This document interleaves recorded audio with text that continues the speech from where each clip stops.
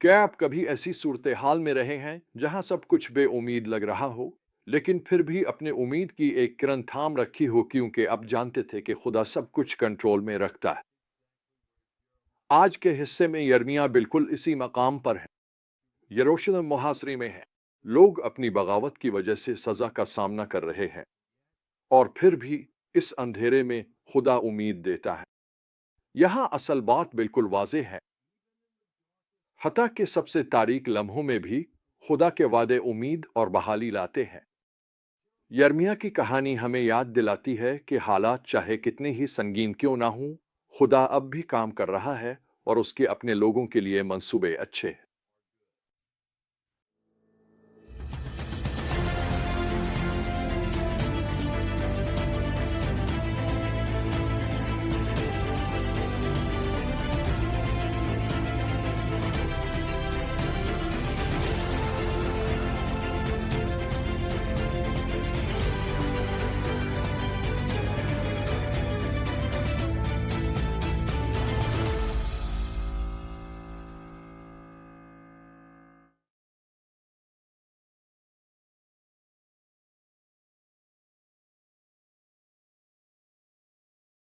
इस हिस्से का असल पैगाम बड़ी ताकत से जाहिर करता है कि हमारे सबसे तारीक लम्हों में भी खुदा के बहाली के वादे यकीनी रहते हैं।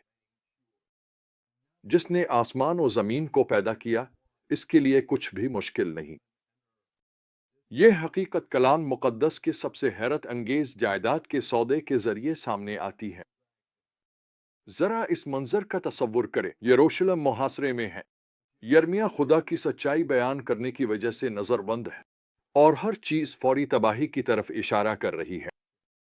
फिर भी इसी लम्हे खुदा यिर्मयाह से कहता है कि अनातोते में एक खेत खरीदे। ये कोई आम खरीदारी नहीं थी। यिर्मयाह ने बड़ी एहतियात से तमाम कानूनी तकाजे पूरे किए, दस्तावेजात पर दस्तखत किए और गवाहों के सामने ये सब किया। फिर इसमें एक गैर मामूली काम किया।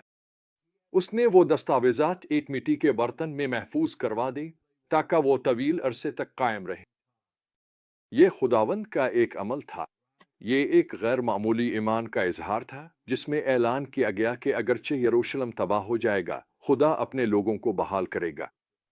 खरीदारी के बाद यिर्मयाह ने कलाम मुक़द्दस की सबसे गहरी दुआओं में से एक दुआ की, जिसका आगाज उन अल्फाज से किया, आह मालिक खुदावंद, तावने अपनी बड़ी कुदरत और फैले हुए बाजू से आसमान और जमीन को बनाया। तेरे लिए कुछ भी मुश्किल नहीं। ये सब बाइबल के सबसे हौसला अफजा वादों में से एक के लिए पस मंजर तैयार करता है। बाब 33 आयत 3 में है, मुझसे दुआ कर, मैं तुझे जवाब दूंगा और तुझे बड़ी और पोशीदा बातें बताऊंगा जिन्हें ताव नहीं जानता। ये वदा जो खुदा ने यिर्मयाह से इस तारीख वक्त में किया था, कई सालों से मेरी जिंदगी और खिदमत पर असरअंदाज हुआ है। अपनी जिंदगी के इब्तिदाई दिनों में जब मैं खुदा के साथ चलना शुरू हुआ, मैंने यिर्मयाह का ये वदा ज़बानी याद किया और ईमान के साथ इस पर कायम रहा। अंधेरे के वक्तों में और जब मैं नामुमकिन हालात का सामना करता था, खुदा अपने कलाम में वफादार रहा है और उसने मेरी सोच से कहीं बढ़कर मेरे लिए किया है। उसके वादे सच्चे हैं। यिर्मयाह से वो वदा करने के बाद खुदा ने बहाली के गैर मामूली वादे भी किए। ना सिर्फ वो अपनी कौम को जलावतनी से वापस लाएगा, बल्कि उन्हें दिल और अमल की यकसुई भी अता करेगा।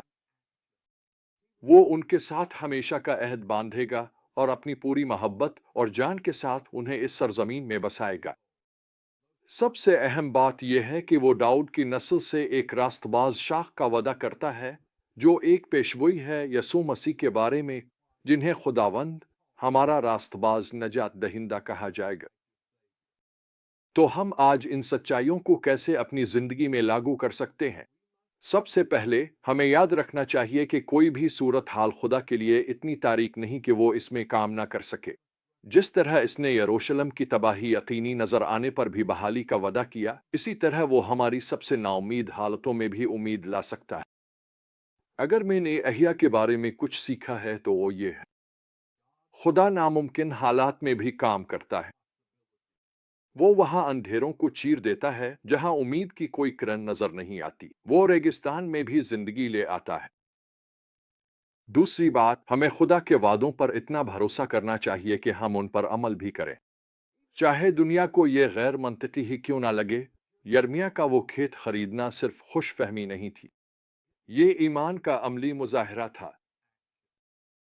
आखिर में हमें याद रखना चाहिए कि हमारे मसाइल का खुदा का हतमी हल सिर्फ हालात की तब्दीली नहीं है, बल्कि यसू मसीह इस वदाशदा रास्तबाज शाख के जरिए दिल की तब्दीली है। यर्मिया की कहानी हमें याद दिलाती है कि सच्चा ईमान अक्सर उस वक्त खुदा के वादों में सरमायाकारी करना होता है जब ज़ाहिरी तौर पर सब कुछ इसके बरक्स नजर आता है। चाहे अब ज़ाती बहरान, ख़ानदानी मुश्किलात या बज़ाहिर नाउम्मीद हालात का सामना कर रहे हों, याद रखें, खुदावंद के लिए कुछ भी मुश्किल नहीं। वो अब भी वही खुदा है जो राख से खूबसूरती और मायूसी से उम्मीद पैदा कर सकता है। सवाल ये है कि क्या हम भी यिर्मयाह की तरह उसके वादों पर इतना भरोसा करेंगे कि उन पर अमल भी करें।